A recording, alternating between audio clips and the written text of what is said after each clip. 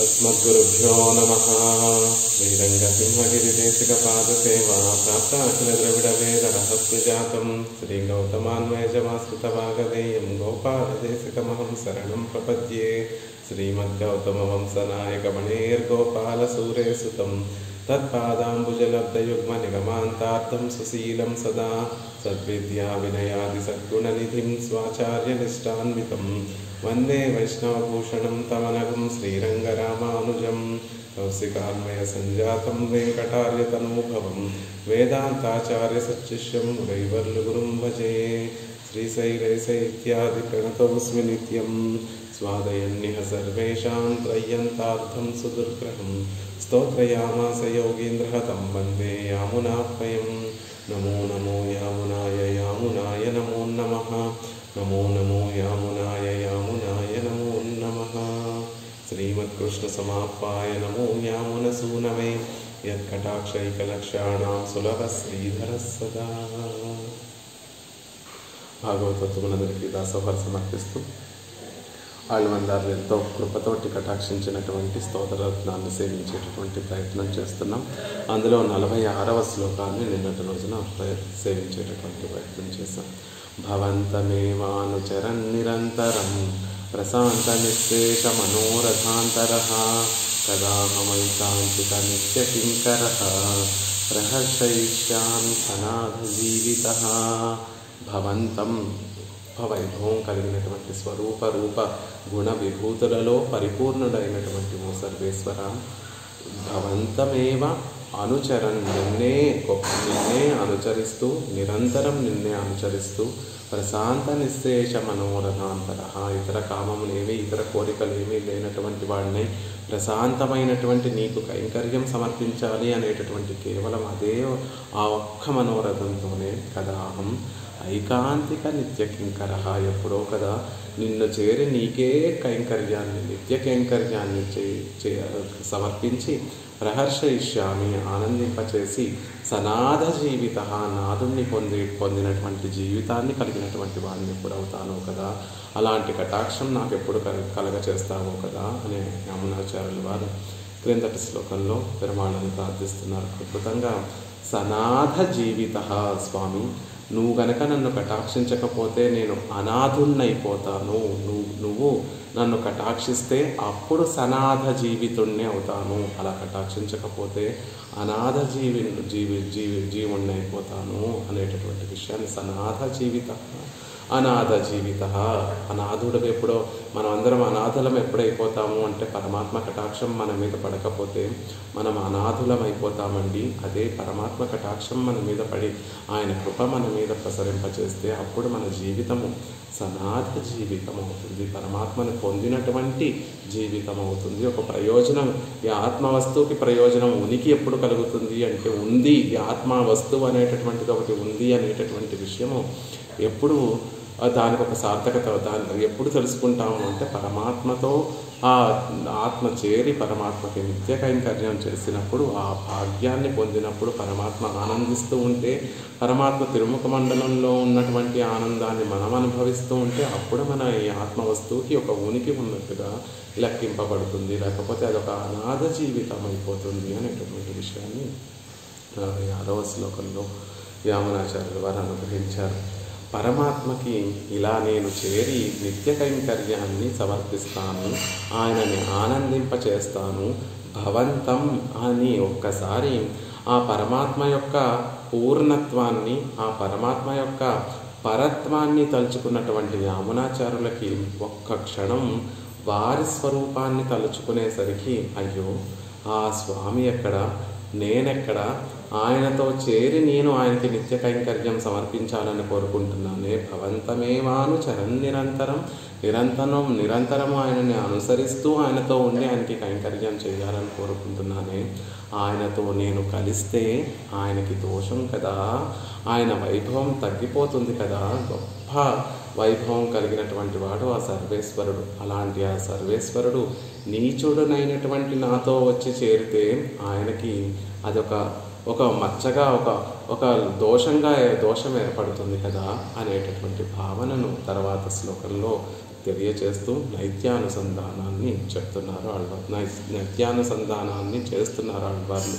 నిజానికి ఆళ్వందారుల వంటి మహనీయులు చేయవలసినటువంటి నైత్యానుసంధానం కాదు, మనకి ఉపదేశం చేస్తున్నారు. పెరుమాళ్ళ సన్నిధికి చేరితే మన స్వరూపాన్ని ఒకసారి పూర్తిగా తెలుసుకోగలిగితే పరమాత్మ కృప తప్ప ఇంకా ఏమీ కూడా మనని ఉజ్జీవింప చేయలేవు అనేటటువంటి విషయం మనకు అర్థమవుతుంది.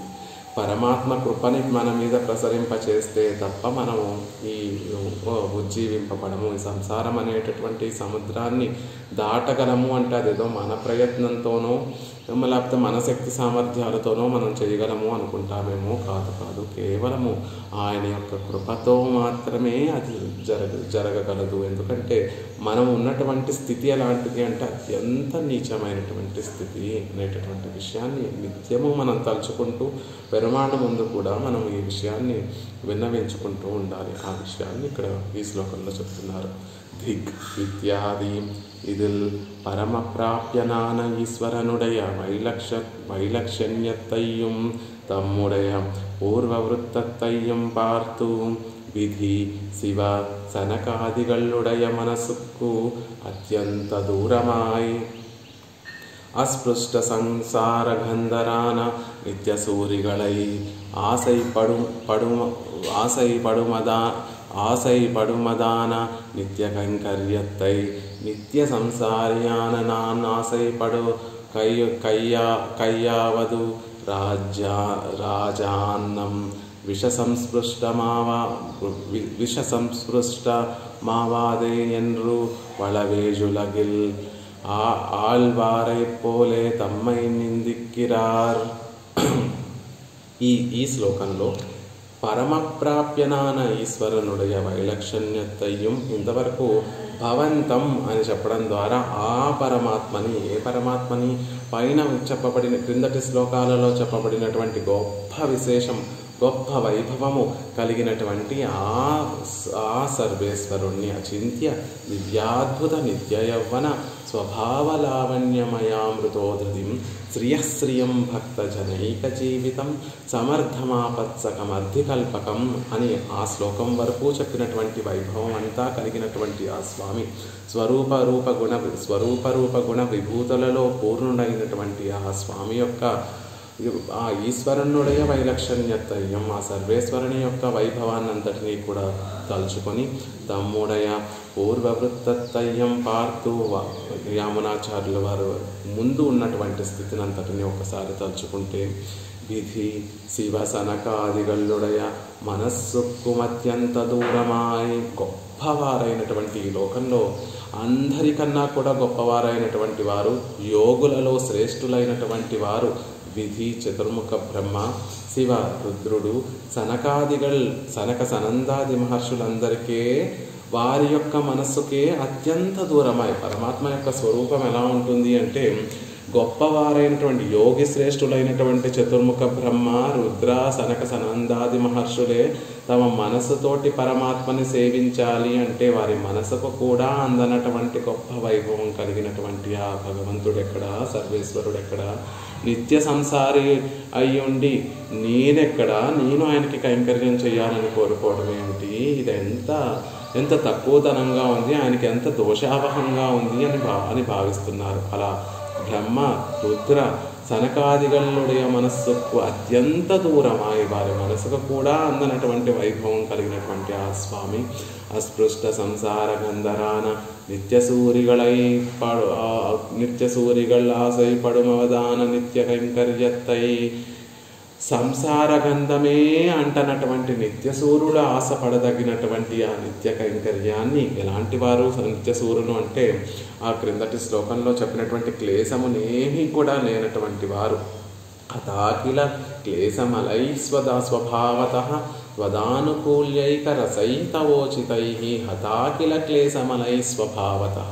ఏమాత్రము క్లేశములు కానీ దుఃఖములు కానీ లేనటువంటి వారు, అసలు సంసార గంధమే అంటనటువంటి ఆ నిత్యసూరులు ఆశపడతగినటువంటి ఆ నిత్య కైంకర్యాన్ని నిత్య సంసారియాన నాన్ ఆశపడుగయ్యావదు.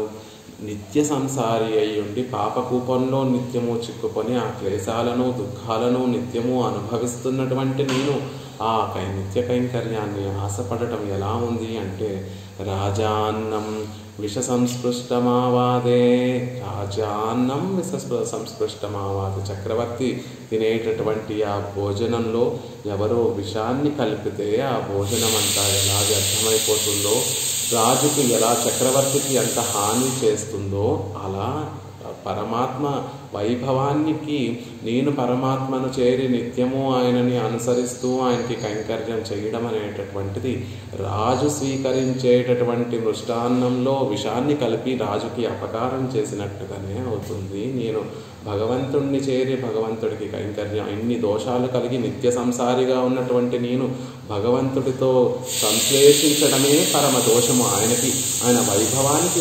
తక్కువతనమవుతుంది అని வளவேழுலகில் ஆழ்வாரைப் போலே தம்மை நின்றிருக்கிறார். వళవేష్ ఉలగు అనేటటువంటి దశకంలో, ఆ తిరువాయుషి దశకంలో ఆళ్వార్లు ఎలా అయితే నాయిక అవస్థను పొంది భగవంతుడు నా నాయిక పడేటటువంటి ఆర్తినంతటినీ కూడా చూసి, అయ్యో ఆళ్వార్లు ధరించి ఉండలేరేమో, ఇక నేను కనపడకపోతే ఆళ్వార్లు తమ ప్రాణాలతో ఉండలేరేమో అని పరమాత్మ భావించి, ఆళ్వారే ఇదిగోండి సేవించండి అని తన స్వరూపరూప గుణ విభూతులన్నిటినీ కూడా ఆళ్వార్లకు చెల్లింపచేస్తే, స్వామి ఎందుకు వచ్చావయ్యా నా దగ్గరికి, నేను ఎంతటి నీచుడిని, నువ్వు ఎంత గొప్పవాడివి, అలాంటి గొప్పవాడు ఒక నీచుడి దగ్గరికి వస్తే నీకే కదా అపవాదు కలుగుతుంది, నీ వైభవం తగ్గిపోతుంది కదా అని ఆళ్వార్లు పరితాపం చెందినట్టుగా ఇక్కడ ఆళ్వందారులు కూడా భగవంతుని యొక్క పరత్వాన్ని తలుచుకుంటూ తమ నైత్యాన్ని తలుచుకుంటూ నేను భగవంతుడితోటి సంశ్లేషించడం, భగవంతుడికి ఒక కొరత ఏర్పడుతుంది, భగవంతుడికి ఒక మచ్చ ఏర్పడుతుంది, భగవంతుడికి ఒక లోటు, ఆయన వైభవానికి ఒక తీరని మచ్చ కళంకం ఏర్పడుతుంది అని ఇక్కడ కూడా ఆళ్వందారులు తమ నైత్యాన్ని మనసులో ఉంచుకొని పరమపురుషుని యొక్క వైభవాన్ని మనసులో ఉంచుకొని ఆయనతో నిన్ను సంశ్లేషించడం తగదు అనేటటువంటి విషయాన్ని మనకి తెలియజేస్తున్నారు ఈ శ్లోకంలో. ఉమగారు అన్మ్యూట్ చేసుకొని శ్లోకాన్ని చెప్పవలసిందిగా ప్రార్థిస్తున్నాను. ధిక్ దిక్ శుచి. ఉమగారు కనుక లేకపోతే కనుక గీతారాణి గారు, అలాగే ధిక్ ధిక్ అశుచిం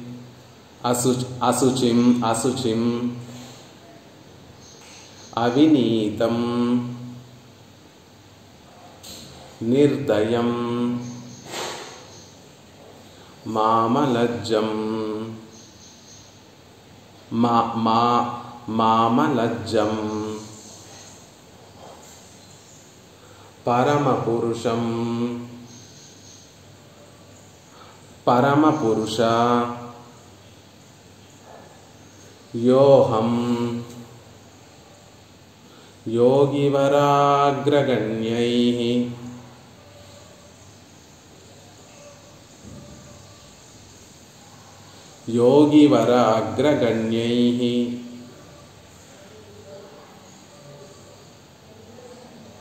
వావత్తు లేదండి, యోగివరః అగ్రగణ్యైః, యోగివరాగ్రగణ్యైః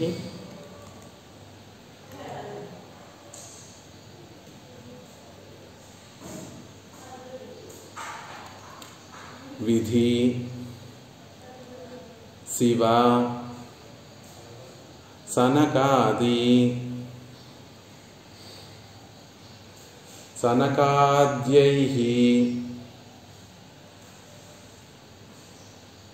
ధ్యాతుం అత్యంత దూరం తవి పరిజన భావం కామయే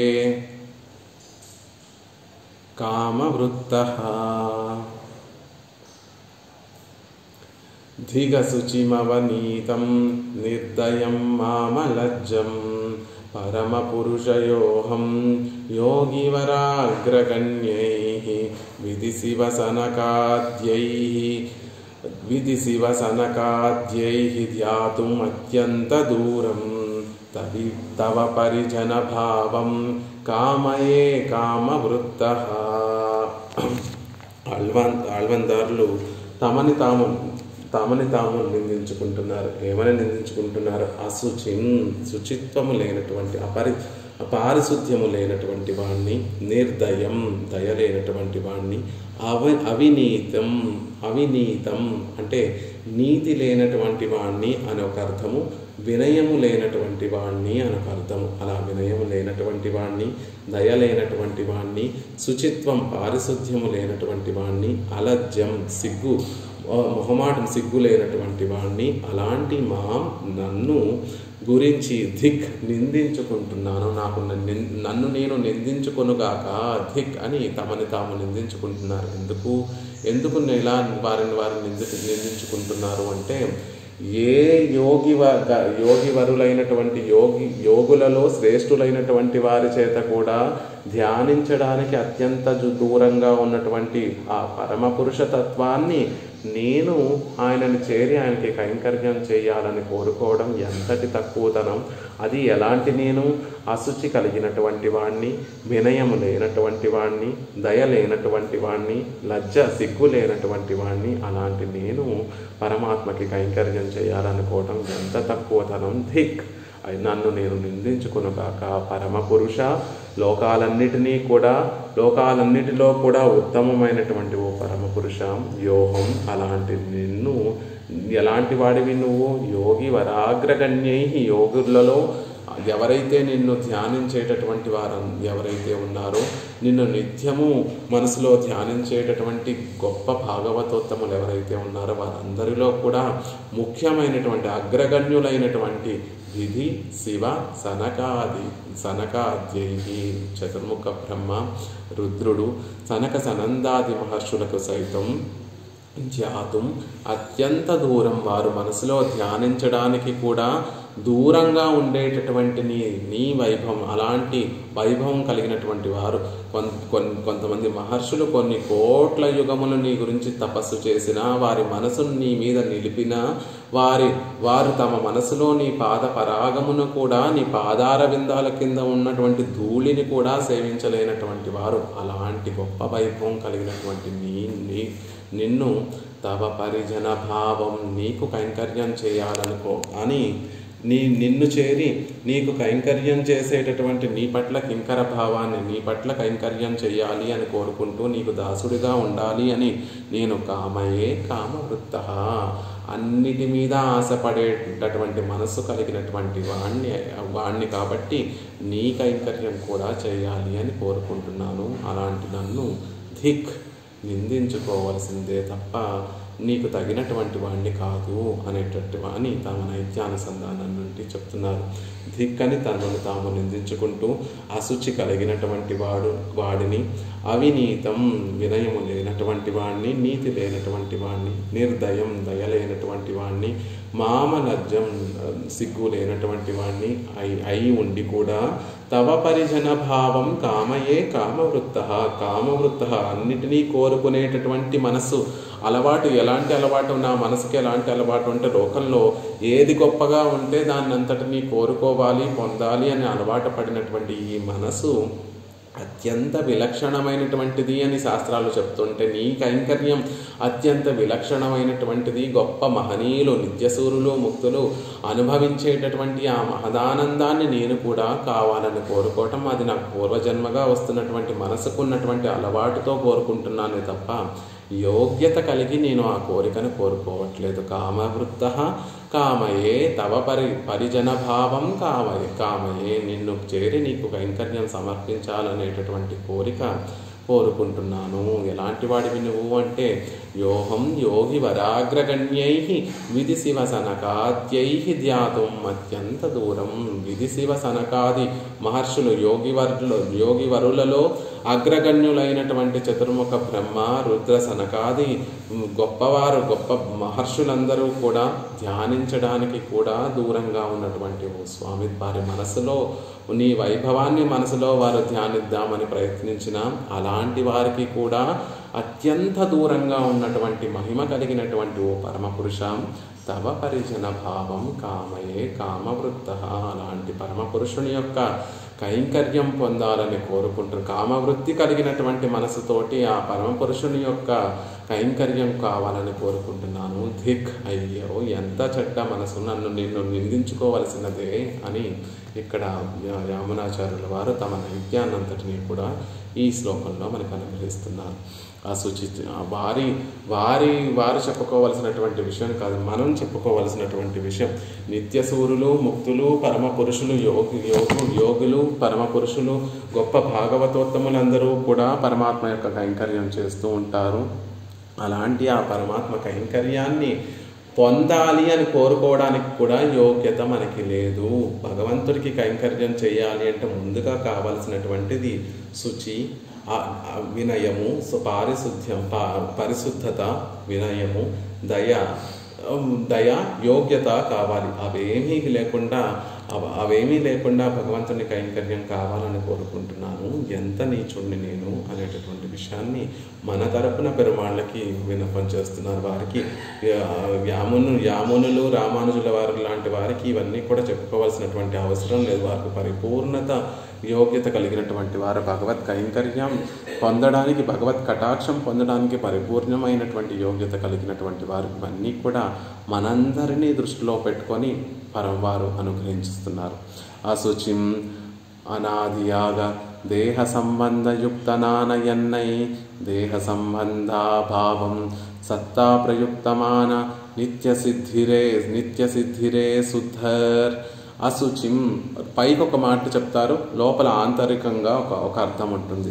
భగవత్ కైంకర్యాన్ని చేయాలి అంటే ముందు కావాల్సినటువంటిది పారిశుద్ధ్యం. దేహము శుద్ధిగా ఉండాలి, మనసు శుద్ధిగా ఉండాలి. అప్పుడే భగవంతుని యొక్క కైంకర్యం చేయడానికి ఒక యోగ్యత మనకి లభిస్తుంది. ఆ రెండూ లేకపోతే భగవంతుని కైంకర్యం చేయడానికి అనర్హుడు అని వాక్యంగా పైకి ఒక అర్థాన్ని చెప్తూ, అశుచిం అనాదియాగా దేహ సంబంధయుక్తనాన ఎన్నై దేహ సంబంధాన్ని కలిగినటువంటి నేను అంటే ప్రకృతి సంబంధాన్ని కలిగినటువంటి నేను, రాగద్వేషాలతోటి నిండినటువంటి నేను,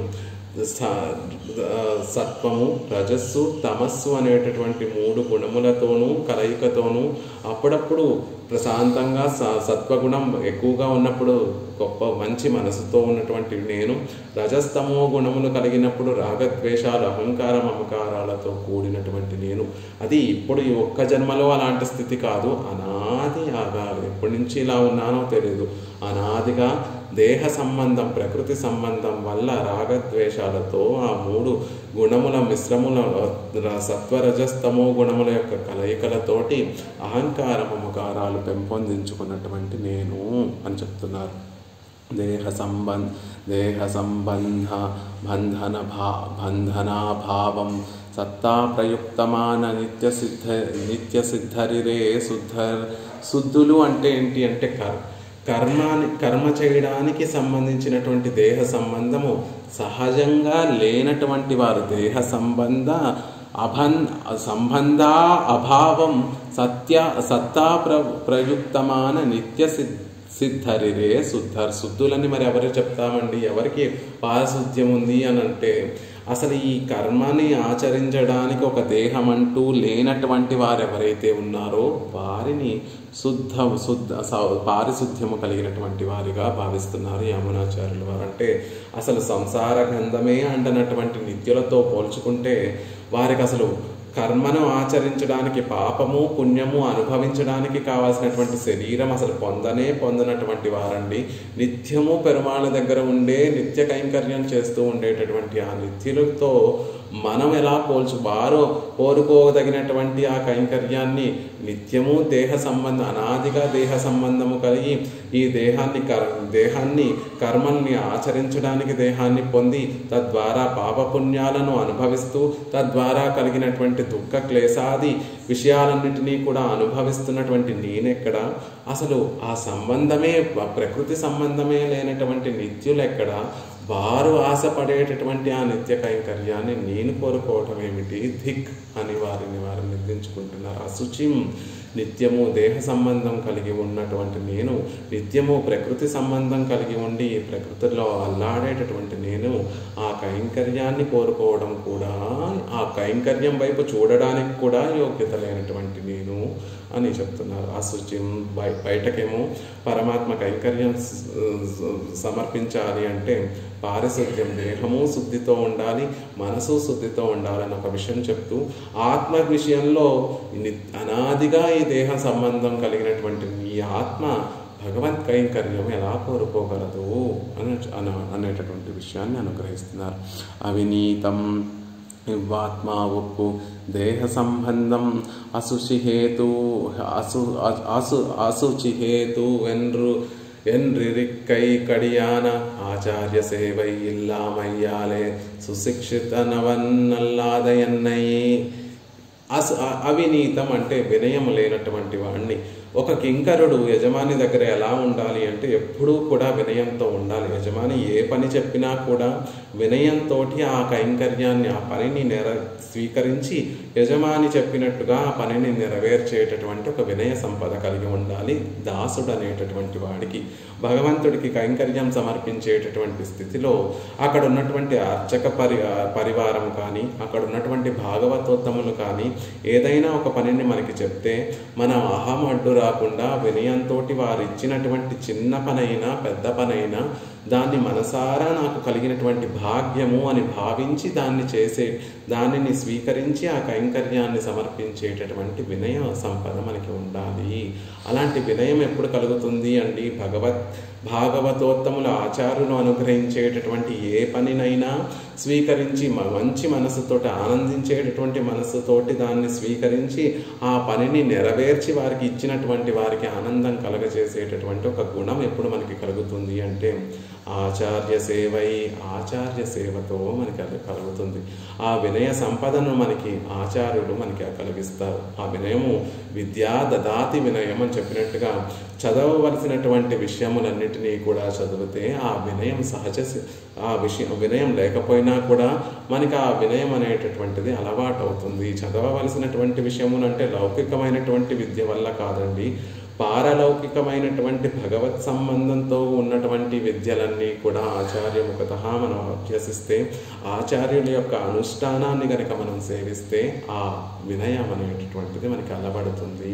ఆ వినయంతో భగవంతుడికి ఏ చిన్న ఉపచారము మనకి చేసేటటువంటి ఒక అవకాశం కలిగినా దాని ఈ కైంకర్యం నా లెవెల్కి చాలా చిన్నది అని భావించకుండా ఇది నా భాగ్యము, భగవంతుడికి కైంకర్యం చేయడం నా భాగ్యము అని భావించి ఆ కైంకర్యాన్ని పుచ్చుకొని తద్వారా భగవంతుడిని ఆనందాన్ని కలగజేసేటటువంటి వారం అవుతాం. కాబట్టి ఆ భగవంతుని విషయంలో, ఆచార్యుల విషయంలో, భాగవతోత్తముల విషయంలో ఆ వినయం అనేటటువంటిది ఉండాలి. కానీ నేనెలాంటి వాడిని అంటే అవినీతం, ఎటువంటి వినయము లేనటువంటి వాడిని, అహంకారంతో మనసు నిండినటువంటి వాడిని, నాకంటే గొప్పవారు ఎవరూ లేరు, నాకంటే మిగిలినటువంటి వారందరూ కూడా తక్కువే, గొప్ప జ్ఞానం కలిగినటువంటి వాడిని, గొప్ప అధికారం కలిగినటువంటి వాడిని అని అనుభవిస్తూ మనసులో నిత్యము అనుభవిస్తూ ఉండేటటువంటి వాడిని.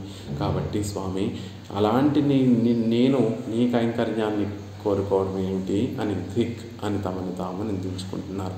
ఈ ఆత్మావుకు, ఈ ఆత్మకి దేహ సంబంధము అశుచి హేతువు, అశుచికి కారణం అని తెలిసి కూడా ఎన్రు ఆ అరిఘైక్కడియాన ఆ కారణమవుతోంది. దేహ సంబంధమే ఈ ఆత్మకి ఒక అశుచి కలగడానికి కారణమవుతోంది అని తెలుసుకోవడానికి మూలమైనటువంటి ఆచార్య సేవై ఇల్లామయ్యాలే సుశిక్షితనల్లాద ఎన్నై, శిక్షితుడిని కానటువంటి వాడిని, ఒక జ్ఞానము లేనటువంటి వాడిని, అవినీతం అంటే నీతి లేనటువంటి వాడిని, జ్ఞానము లేనటువంటి వాడిని. ఆ జ్ఞానము కలిగితే ఒక వినయం కలుగుతుంది, కాబట్టి వినయం కూడా లేనటువంటి వాడిని అని చెప్తున్నారు. ఆ జ్ఞానం ఎప్పుడు మనకి కలుగుతుంది అంటే ఆచార్య సేవ ఉంటే, ఆచార్యుణ్ణి ఆశ్రయించి ఆచార్యుణ్ణి సేవిస్తే, ఆయన అనుగ్రహించేటటువంటి ఉపదేశములతోటి దేహమే నీకు ఆ అశుచి కలగడానికి కారణమవుతుంది. ఏదైతే మనలో లోపాలు ఉన్నాయో, రాగద్వేషాలు ఉన్నాయో, మనలో అహంకార మమకారాలు ఉన్నాయో, ఇవన్నీ కూడా కలగడానికి కారణం ఏమిటంటే దేహం. నిజానికి ఆత్మకి ఇలాంటి దోషాలు ఏమీ ఉండవండి. పరమాత్మకి ఎలా అయితే అష్టగుణములు ఉంటాయో, ఈ ఆత్మకి కూడా ఆ గుణములన్నీ కూడా చక్కగా ఉంటాయి. కానీ ఎప్పుడైతే ఆ ఆత్మ ఈ శరీరంతో ఒక సంబంధం ఏర్పడుతోందో, ఆ గుణములన్నీ కూడా మరుగున పడిపోతున్నాయి. ఈ శరీరంలో ఉన్నటువంటి ఆ గుణములు సత్వరజస్తమో గుణములు ఏవైతే ఉన్నాయో, ఆ గుణముల యొక్క కలయికతోటి నా మనసులో రాగద్వేషాలు, అహంకార మమకారాలు మొదలవుతున్నాయి అనేటటువంటి విచక్షణ జ్ఞానం ఆచార్య సేవ వల్ల కలుగుతుంది. ఆచార్యులు మనకు చేసేటటువంటి ఉపదేశంతో దేహము ఆత్మ ఒకటి కాదు, దేహం సంబంధం వల్ల నీకు ఈ వికారములన్నీ కూడా కలుగుతున్నాయి అనేటటువంటి ఒక చక్కటి జ్ఞానము ఆ ఆచార్య సేవ వల్ల కలుగుతుంది. కానీ నేనెలాంటి వాడిని, ఒక ఆచార్యుడు అంటే తెలియనటువంటి వాడిని, ఎప్పుడూ ఆచార్యుడిని సేవించి తద్వారా ఆ జ్ఞానాన్ని ఆర్జించినటువంటి వాడిని కాదు. కాబట్టి ఆ సుశిక్షితుల్ని, ఆచార్యుల చేత శిక్షింపబడినటువంటి అంటే తీర్చిదిద్దబడినటువంటి వాడిని కాదు. కాబట్టి ఆ వినయము నాకు లేదు, ఆ నీతి నాకు లేదు, ఆ జ్ఞానము నాకు లేదు. అలాంటి నేను భగవంతుని యొక్క కైంకర్యం కోరాలనుకుంటున్నాను, ఇదెక్కడ నాకు లభిస్తుంది అనేటటువంటి విషయాన్ని చెప్తున్నారు. ఈ శ్లోకం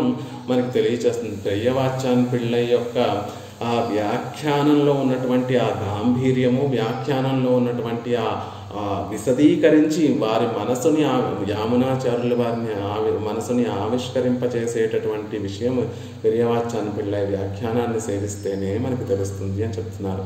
భగవత్ కైంకర్యం, భగవంతుని యొక్క సేవ మనకు ఎలా లభిస్తుంది అంటే, ముందు ఆచార్య సేవ ఉంటే తద్వారా నీకు చక్కటి జ్ఞానం కలుగుతుంది. ఆ జ్ఞానం వల్ల నీకు వినయం కలుగుతుంది. ఆ వినయం ద్వారా భగవత్ కైంకర్యాన్ని లభించేటటువంటి యోగ్యుడు అవుతావు అనేటటువంటి విషయం చెప్తున్నారు. ఆ వినయము, ఆ నీతి ఎప్పుడు మీకు కలుగుతుంది అంటే ఆచార్య సేవ ఇల్లాం, ఆచార్య సేవ వల్లే నీకు ముందు భగవత్ సేవ లభిస్తుంది. ఆ ఆచార్య సేవ లేదు కాబట్టి, ఆ సుశిక్షితుణ్ణి కాదు కాబట్టి, అంటే ఆచార్యుల ద్వారా సరిదిద్దినటువంటి వాడిని కాదు కాబట్టి, ఆచార్యుల ద్వారా దిద్దుబాటు చేసినటువంటి వాడిని కాదు కాబట్టి, అవినీతం అలాంటి నేను భగవత్ కైంకర్యాన్ని కోరుకోవటమా, అయ్యో నన్ను నేను నిందించుకోవాలి అని చెప్తున్నారు. దేహమే ఆత్మ అనేటటువంటి సంబంధం ముందు తెగిపోవాలి. దేహంతో వచ్చినటువంటి అశుచిని ముందు మనం పోగొట్టుకొని ఆత్మకి సహజంగా ఉన్నటువంటి సమధమాది గుణాలను మనం ఏర్పరచుకోవాలి. అది ఆత్మకి శౌచ్యం. ఆ శౌచ్యం లేకుండా భగవత్ కైంకర్యాన్ని నేను చేస్తాను అంటే దానికి అయోగ్యుడు నువ్వు. ముందు సమధమాది గుణాలు నువ్వు అలవర్చుకుంటే నీకు ఒక శుచిత్వం కలుగుతుంది. ఆ సమధమాది గుణాలు నీకు ఎలా లభిస్తాయి అంటే దేహం వేరు ఆత్మ వేరు అనేటటువంటి జ్ఞానం కలిగితే అప్పుడు నీకు ఆత్మకి సంబంధించినటువంటి గుణములు నువ్వు అలవర్చుకోగలుగుతావు. అలా దేహము ఆత్మ వేరు అనేటటువంటి జ్ఞానము నీకు ఎలా లభిస్తుంది అంటే నువ్వు ఆచార్యుడిని చేరి ఆచార్యుడిని సేవిస్తే ఆచార్యుడికి నీ మీద దయ కలిగి నిన్ను ఉజ్జీవింప చేయాలి అనేటటువంటి భావన ఆచార్యుల మనసులో కలిగి ఆచార్యులు నీకు మంచి ఉపదేశములు చేస్తే ఆ ఉపదేశాల వల్ల దేహము ఆత్మ రెండు వేరు, దేహ సంబంధం వల్లే నీకు హేయ గుణములన్నీ, నీ ఆత్మకి హేయ గుణములన్నీ కూడా కలుగుతున్నాయి, ఒక అశుచిత్వం కలుగుతోంది అనేటటువంటి జ్ఞానము కలిగి అప్పుడు నువ్వు ఆచార్యుడిని ఆశ్రయించి ఆచార్యుడిని సేవిస్తూ ఒక జ్ఞానాన్ని పొందినటువంటి వాడివవుతావు. తద్వారా వినయాన్ని పొందినటువంటి వాడివవుతావు. ఆచార్యుడిని సేవించి దానికన్నా పైమెట్టు అయినటువంటి భగవత్ సేవకి కూడా నువ్వు ప్రేరేపితుడవుతావు, ఆచార్యుల ద్వారా ప్రేరేపింపబడతావు. అలా నీకు ఆ నిత్య కైంకర్యం అనేటటువంటిది లభిస్తుంది. కాబట్టి కానీ నేను ఎలాంటి వాడిని అంటే అవినీతం, ఆచార్యుడిని ఆశ్రయించినటువంటి వాడిని, ఎప్పుడు ఆచార్య సేవ అంటూ తెలియనటువంటి వాడిని. అలాంటి నాకు ఎలా ఈ జ్ఞానం కలుగుతుంది? కాబట్టి జ్ఞానమే లేదు, జ్ఞానం వల్ల కలిగేటటువంటి వినయము లేదు అని చెప్తున్నారు. నిర్దయం అమృతత్తై విషత్తాలే దూషిత్తా పోలే విలక్షణ భోగ్యమాన భగవత్తై కన్నట్టు దూషిక్క పార్థన్ నిర్దయనై అమృతత్తై విషత్తాలే దూషిత్తా పోలే. లోకంలో అందరూ ఒక అమృత లాంటి ఒక మంచి పదార్థాన్ని తింటూ ఉంటే, దాన్ని అనుభవిస్తూ ఉంటే అందులో విషాన్ని కలిపి దాన్ని ఎలా పాడు చేస్తూ ఉంటారో. కొంతమంది మనసు సరిగ్గా లేనటువంటి వారు అందరూ అనుభవించేటటువంటి ఆ అమృతంలో ఒక విషపు చుక్క వేసి అది అందరికీ ఈ భోగ్యమైనటువంటి వస్తువు కాకుండా ఎలా అయితే చేస్తూ ఉంటారో, అలా అమృత విలక్షణ భోగ్యమాన భగవత్పత్తై గొప్ప అమృత స్వరూపుడైనటువంటి ఆ భగవత్తత్వాన్ని నా కంటితో నేను చూడాలి అని అనుకోవడం, దర్శించడం అని అనుకోవడం ఆ అమృతంలో విషం వేయడం లాంటిదే. ఇంతకుముందు శ్లోకాలలో యామునాచార్యుల వారు నా చర్మచక్షువులతోటి భగవంతుణ్ణి సేవించాలని కోరుకుంటున్నాను అని మనకు అనుగ్రహించారు కదా. కరవాణి చక్షుష అని ఒక శ్లోకంలో మనకు అనుగ్రహిస్తారు స్వామి. నీ పాదార విందాలను నేనెప్పుడు సాక్షాత్కారం పొంది ఆ చక్షువులతో, చర్మచక్షువులతోటి నేనెప్పుడు సేవిస్తానో కదా. విలాస విక్రాంత పరావరాలయం నమస్యదాతి క్షపణే కృతక్షణం ధనం మదీయం తవ పాద పంకజం కదాను సాక్షాత్కరవాణి చక్షుషాయి. చర్మచక్షువులతోటి నిన్నెప్పుడు సేవిస్తానో కదా, నిన్నెప్పుడు అనుసరిస్తానో కదా అని కోరుకుంటున్నారు.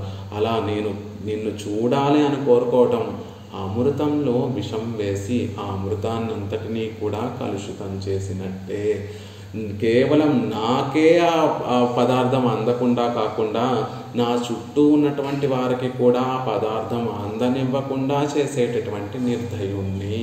ఆ అమృతాన్ని ఎలాంటి వాణ్ణి అంటే ఆ భగవత్తత్వంతో, అపారమైనటువంటి అమృతతత్వమైనటువంటి ఆ భగవత్తత్వంతో నేను కూడి ఆ భగవత్తత్వానికి ఒక మచ్చ తెచ్చిపెట్టాలి అని కోరుకునేటటువంటి నిర్దయుణ్ణి అని చెప్తున్నారు. చక్షువులతోటి నిన్ను చూడాలనుకునేటటువంటి నిర్దయుణ్ణి. అలా దర్శించడం ద్వారా ఒక అపవిత్రత నీకు కలగజేయాలి కలుగుతుంది అనేటటువంటి మనసులో ఆ భావన కూడా లేకుండా కనిపించు స్వామి అనే దయలేనటువంటి వాణ్ణి, నీ వైభవానికి తక్కువతనం వచ్చినా పర్వాలేదు, నా కోరిక మాత్రం తీరాలి, నా చక్షువులతోటి నిన్ను సేవించాలి అని ఆశపడేటటువంటి నిర్దయుణ్ణి. దయ ఉంటే భగవత్తత్వాన్ని గొప్పగా ఉన్నతంగా మనం భావించాలి, భగవత్తత్వాన్ని అందరికీ కూడా ఉన్నతంగా ఉండేటట్టుగా చూపించాలి. కానీ నేను నిన్ను చేరటం ద్వారా అమృతంలో విషం వేసినట్టుగా నీ వైభవాన్ని తక్కువ చేస్తున్నాను, అది తెలిసి కూడా చేస్తున్నాను. కాబట్టి నేను నిర్దయుణ్ణి అని చెప్తున్నారు. ఇక్కడ నిర్దయం అని ఒక పాఠ్యాంతరము.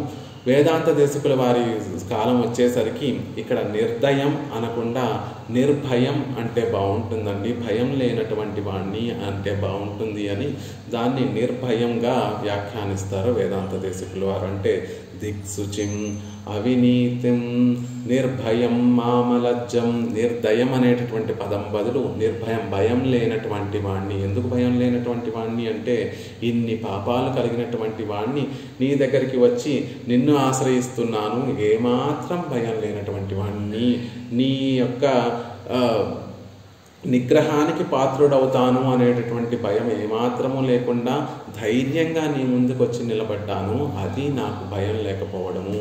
ఇన్ని పాపాలు చేస్తూ నీ నిగ్రహానికి పాత్రుడై ఇంకా క్రింద జన్మలకి వెళ్ళిపోతాను అనేటటువంటి ఏమాత్రం ఆలోచన లేకుండా వర్తించి భయం లేకుండా వర్తించేటటువంటి వాణ్ణి అని నిర్భయం అని అంటున్నారు. ఇంకొక రకంగా వేదాంత దేశకులు ఈ నిర్దయం అనేటటువంటి దాన్ని వ్యాఖ్యానిస్తారు. దయ లేకుండా ఉండటం అంటే నేను భగవద్భాగవత అసహ్యాపచారాలన్నీ కూడా చేస్తున్నాను, కేవలం నేను చేయడమే కాకుండా నేను ఈ పాపాలు చేయడం వల్ల నా సంబంధీకులందరూ కూడా ఆ పాప ఫలాన్ని అనుభవించేటటువంటి వారవుతున్నారు. నాతో సంబంధం ఉన్నటువంటి వారందరూ కూడా వారి విషయంలో కూడా ఈ పాపాలన్నీ కూడా చేస్తున్నాను. నేను చేసేటటువంటి పాప ఫలము నేనొక్కడనే అనుభవించకుండా నాతో సంబంధం ఉన్నటువంటి వారందరూ కూడా అనుభవించేటట్టుగా దయలేనట్టు అట్లీస్ట్ నా విషయంలో నేను నా ఇష్టం వచ్చినట్టుగా పాపాలు చేస్తూ ఉండొచ్చు, కానీ నా వల్ల నలుగురు ఇబ్బంది పడుతున్నారు అనేటటువంటి దయ కూడా లేకుండా నేను చేసేటటువంటి క్రూర వ్యాపారములు పాపిష్టి పనులతోటి వారికి కూడా ఆ కళంకాన్ని వారికి కూడా పాప ఫలాన్ని అనుభవించేటటువంటి వాడిగా అవుతున్నాను. కాబట్టి నిర్దయం దయలేనటువంటి వాడిని అవుతున్నాను అని చెప్తున్నారు. అలజ్జం ఘటదాసి సార్వభౌమనే మేల్ విజుమా పోలే నమ్మై పారాదే మేల్ విజుందోం ఇది అపహాస్యమెన్రు లజ్జిక్కవం మర్యాద ఎన్నై. ఘటదాసి ఒక నీచమైనటువంటి దాసి సార్వభౌమనే మేల్ విజుమా పోలే ఒక చక్రవర్తి లోకాలన్నింటినీ కూడా ఏలేటటువంటి ఒక చక్రవర్తి సార్వభౌముణ్ణి పరిణయమాడాలి పొందాలని ఆశపడి ఆయన మీద పడటం, ఆయనని బలవంతం చేసినట్టుగా నమ్మై నేను నిన్ను నమ్మై పారాదే నా స్వభావాన్ని నా స్వరూపాన్ని నేను తెలుసుకోకుండా మేల్ విజిందోం నీ మీద పడి అంటే నీ దగ్గరికి చేరి నీ కైంకర్యం పొందాలి పొందాలి పొందాలి అని కోరుకుంటున్నాను. ఇది అపహాస్యం, ఎంత హాస్యాస్పదంగా ఉంది. ఒక నీచమైనటువంటి దాసి అక్కడ, ఆ సార్వభౌముడైనటువంటి ఆ చక్రవర్తి అక్కడ, ఏమాత్రం అధికారం యోగ్యత లేనటువంటి ఆ నీచ దాసి ఆ చక్రవర్తి సార్వభౌముడైనటువంటి ఆ చక్రవర్తిని జగత్తు నేలేటటువంటి చక్రవర్తిని పొందాలి అని కోరుకోవడమే హాస్యాస్పదంగా ఉంది. అలా హాస్యాస్పదంగా ఉండటమే కాకుండా బలవంతంగా వచ్చి నీ కైంకర్యం నేనెక్కడా, నువ్వు పాపభూయిష్ఠుడైనటువంటి నేనెక్కడా, పరమపురుషుడమైనటువంటి నువ్వెక్కడా అని మర్చిపోయి కూడా నీ దగ్గరికి వచ్చి బలవంతంగా నాకు కైంకర్యాన్ని ప్రసాదించు, నేను నా కైంకర్యంతో ఆనందపరుస్తాను అని కోరుకోవటం ఎంత సిగ్గు అపహాస్యము. ఆ సిగ్గు కూడా లేకుండా నీ దగ్గరకు వచ్చి ప్రహర్షయిష్యామి స్వామి నిన్ను నా కైంకర్యం చేత ఆనందింపచేస్తాను, స్వామి నిన్ను నిరంతరం అనుసరిస్తాను, నీకు నేను కైంకర్యం చేస్తాను అని అంటాం. ఎంత సిగ్గులేనితనం. అలాంటి అలజ్జం సిగ్గులేనటువంటి వాడిని అలాంటి నేను మాం ధిక్ ఇప్పటి హేయ గుణపూర్ణనాన ఎన్నై వేండే నిన్ను తమ్మై కుత్సిక్కిరార్. జిగుప్స కలుగుతోంది నన్ను చూసుకుంటే, అంటే అసహ్యం. ఎంత అంటే ఒళ్ళు గగుర్పుచ్చేటటువంటి అసహ్యాన్ని జిగుప్స అంటారు. ఈ విధంగా హేయ గుణములతో నిండినటువంటి నేను అని భావం. అలాంటి నేను మాంతిక్ నన్ను నేను ధిక్కరించుకోవాలి. అలా తమని గురించి తాము అనుకుంటూ జిగుప్సతోటి పలికినటువంటి వేండే నిన్ను తమ్మై కుత్సిక్కిరార్. తమని తాము తలుచుకుంటూ ఇలాంటి వాడిన నేను వెళ్ళి ఆ పరమపురుషునితోటి కైంకర్యాన్ని కావాలని ప్రార్థించేది అని తమని తాము భావించుకుంటూ వారి మీద ఒక జిగుప్స కలిగి మాం ధిక్ అనేటటువంటి మాట అనకూడనటువంటి మాట, అంటే అన్నిటిలో కూడా చాలా తక్కువైనటువంటి మాట. అలా ధిక్కరించుకుంటున్నారు, తమని తాము ధిక్కరించుకుంటున్నారు. రావణాసుడు కూడా విభీషణుడి విషయంలో ధిక్ కులపాంసనః ధిక్ అని నిందించిన తర్వాత ఇంకా ఆ నిందను భరించి ఉండలేక విభీషణుడు వెంటనే రామచంద్రుణ్ణి చేరినట్టుగా ఇక్కడ యామునాచార్యుల వారు కూడా మాం ధిక్ తమని తామే నిందించుకుంటున్నారు. ఇన్ని హేయ గుణములు కలిగినటువంటి నేను భగవంతుణ్ణి చేరడమా? శుచిత్వం లేనటువంటి అశుచి కలిగినటువంటి వాణ్ణి, ఆ వినయము లేనటువంటి వాణ్ణి, దయ లేనటువంటి వాణ్ణి, భయము లేనటువంటి వాణ్ణి, లజ్జ సిగ్గు లేనటువంటి వాణ్ణి, ఇలాంటి నేను పరమ పురుషుణ్ణి చేరి ఆయన కైంకర్యం కోరుకోవడమా? ఎంత పరిహాసము, ఎంత తక్కువతనము అని తమని తాము నిందించుకుంటున్నారు.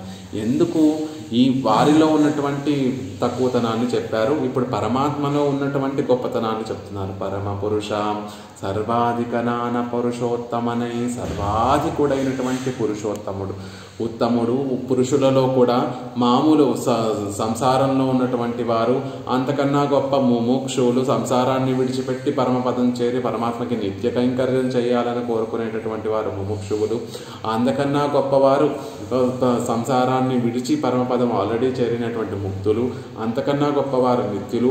వీరందరికన్నా కూడా పైన ఉండేటటువంటి పరమ పురుషుణ్ణి, సర్వాధికుడైనటువంటి ఆ పరమ పురుషుణ్ణి యోహం నిహీనాగ్రగణ్యనెన్రు ప్రసిద్ధనాన్నాన్. యోహం నిహీనులలో మొదటి వాణిగా లెక్కబడేటటువంటి నేనేమో చిట్ట చివరి వాణ్ణి. ఎవరైనా నిహీనులుంటే అంటే హీన గుణములు కలిగినటువంటి వారుంటే వారిలో అగ్రగణ్యుణ్ణి నేను. అలాంటి అగ్రగణ్యుణ్ణి పరమపురుషుడికి కైంకర్యం చేయాలని కోరుకోవటం. నిజానికి ఆయన ఎలాంటి వాడు అంటే యోగి వరులందరిలో శ్రేష్టమైనటువంటి వారు మనసుకి కూడా అందనటువంటి వాడు ఆయనైతే. అలాంటి యోగి వరుల యొక్క మనసుకి కూడా అందనటువంటి వాణ్ణి నిహీనులలో అగ్రగణ్యుడైనటువంటి నేను యోహం. అలాంటి నేను నిహీనులలో మొదటి వాణ్ణి అయినటువంటి నేను, ప్రసిద్ధుడైనటువంటి నేను కైంకర్యం చేయాలని కోరుకుంటున్నాను. ఇదంతా అపహాస్యంగా ఉంది, ఇదంతా తక్కువ, పరమాత్మకే తక్కువ తనం తెచ్చేటట్టుగా ఉంది అని చెప్తున్నారు. యోగి వరైణ్య ఇత్యాది యోగి శ్రేష్ఠరిల్ ప్రథమ గణ్యరాణ బ్రహ్మరుద్రాదిగళ్యన్న பிரம்மாபாவனிஷ்டரான சனகாதிகள் இவர்களிலே நினைக்கும் అత్యంత దూరమాయుళ్ళతే. యోగి శ్రేష్ఠులలో కైంకర్యాన్ని సమర్పించేటటువంటి శ్రేష్ఠులలో ప్రథమ గణ్యులైనటువంటి వారందరినీ లెక్క పెడితే అందులో ముఖ్యమైనటువంటి వారు బ్రహ్మరుద్రాది దేవతలు. బ్రహ్మభావనిష్టరులు, పరబ్రహ్మతత్వాన్నే నిత్యము మనసులో ధ్యానిస్తూ ఆ పరబ్రహ్మతత్వాన్ని ప్రత్యక్ష సమానాకారంగా సేవించగలిగినటువంటి సనక సనాది మహర్షులకు కూడా ఇవర్గడాలే నినైక్కం అత్యంత దూరమై ఉన్నదే. అలాంటి గొప్ప గొప్ప మహనీయులకు కూడా ఈ పరబ్రహ్మతత్వం, పరమపురుషతత్వం ఏదైతే ఉందో, శ్రీమన్నారాయణ తత్వం ఏదైతే ఉందో అది మనసులో భావించడానికి కూడా అసాధ్యమైనటువంటిది. అంత గొప్పదైనటువంటి ఆ తత్వాన్ని నేను సేవించాలనుకుంటున్నాను. అలాంటి పరమపురుష తత్వానికి తవ పరిజన భావం కామయే కామవృద్ధ. అలాంటి గొప్ప తత్వానికి నేను చేరి ఆయనకి కైంకర్యం చేయాలని కోరుకుంటున్నాను. ఇదంతా తక్కువతనము, ఇదంతా ఆయన వైభవానికి ఎంత తక్కువతనం తెచ్చిపెడుతున్నాను. ధిక్ యోహం మాం ధిక్, అలాంటి నన్ను నేను నిందించుకోవాల్సిందే అని చెప్తున్నారు. తవ పరిజన భావం ஆத்மஸ்வாமியாய் நிரதிசய போக்கியமான தேவருடைய கைங்கர்யாமிருதத்தை சத்தா பிரயுக்தமான ருச்சியையும் வைலட்சண்யத்தையும் உடைய நித்தியசூரிகள் ஆதரிக்கும் మత్తై ఎన్రో నాదరిత్తు. తవ పరిజన భావం, ఆయనకి కైంకర్యాన్ని సమర్పించి ఆ కింకరుడుగా ఉంటూ ఆ ఆనందాన్ని అనుభవించడం అనేటటువంటిది ఎలాంటిది అంటే ఆత్మస్వామి అయి ఆత్మ విషయములు, ఆత్మ వస్తువులన్నిటికీ కూడా సహజంగా స్వామి అయినటువంటి వాడివి. ఏ ఉపాధి లేకుండా ఒక భగుత్త శేషి అంటే సహజంగా ఒక బంధం ఎవరు నిరూపించవలసినటువంటి అవసరం లేకుండా ఈ ఆత్మవస్తువులన్నిటికీ కూడా ఈ ఆత్మవస్తువులన్నిటినీ కూడా తన అధీనంలో ఉంచుకున్నటువంటి స్వామి అయినటువంటి వాడు. నిరతిశయ భోగ్యమాన దేవర్, నిరతిశయ భోగ్యం నిత్యము అనుభవిస్తున్నప్పటికీ కూడా నిత్య నూతనంగా ఆనందాన్ని కలగజేసేటటువంటి భోగ్యమైనటువంటి వాడు. అలాంటి స్వామి దేవరుడయ, అలాంటి పెరుమాళ్ళ యొక్క కైంకర్యామృతత్తయ్య పదప్రయోగం. కైంకర్యం అత్తయ్య అనడం లేదు, కైంకర్యామృతత్తయ్య.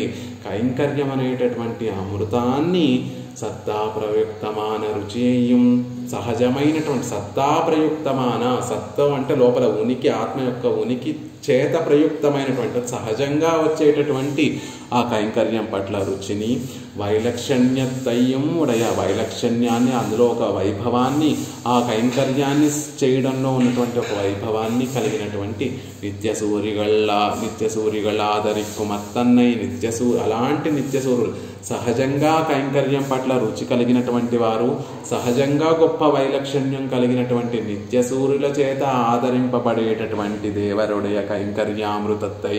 అలాంటి పెరుమాళ్ళ యొక్క కైంకర్యామృత అమృతాన్ని నానాదరిత్తదు. నేను కోరుకోవడమా? మాం ధిక్, నన్ను నేను ధిక్కరించుకోవలసిందే. ఎలాంటి నేను?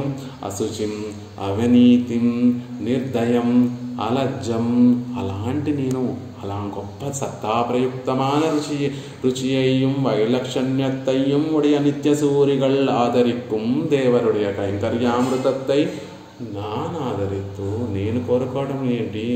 ఎంత తక్కువ ఇది, పరమాత్మ వైభవానికి ఎంత తక్కువ తనం తెచ్చిపెడుతున్నాను అని బాధపడుతున్నారు యామునాచార్యుల వారు. కామయే సంగతళవిలే నిన్రేనో పేత్తల్లదు ధరియాధా పోలే కదాను సాక్షాత్కరవాణి చక్షుషా என்றும் కదా ప్రహర్షయిష్యామి என்றும் కూపిట్టేన్.